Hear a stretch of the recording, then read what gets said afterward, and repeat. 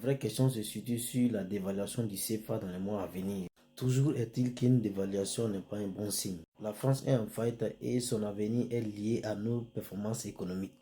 Tu parles de performances économiques avec les pays africains, quoi. La France, tu penses être en faillite là. Le PIB de la France, c'est 3 000 milliards. Le PIB des 54 pays africains réunis, c'est 2 820 milliards en 2024. Donc pour la faillite, tu peux attendre. Maintenant, tu dis qu'une dévaluation, ce n'est pas une bonne chose. Sauf qu'il faut attendre en fait, parce que la Chine a constamment dévalué sa monnaie pour pouvoir inonder le marché mondial.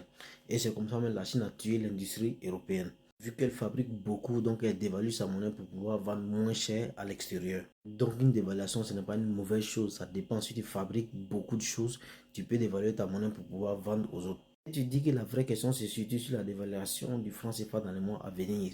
Oui, c'est possible, mais l'argument sur lequel il se base, que cette empreinte va augmenter la masse monétaire en Europe qui va influer sur le franc CFA, ce qui est faux. Et ça, tu peux vérifier ça partout. Moi, je suis ivoirien, la dette ivoirienne, c'est 25 000 milliards, mais il n'y a pas 25 000 milliards de billets dans l'économie ivoirienne. En France, c'est 3 000 milliards, mais il n'y a pas 3 000 milliards de billets imprimés en France.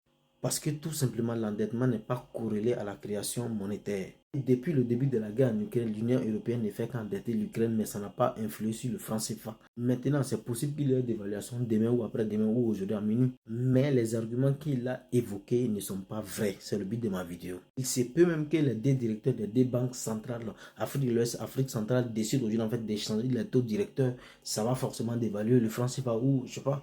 Mais ce n'est pas les causes qu'il a évoquées.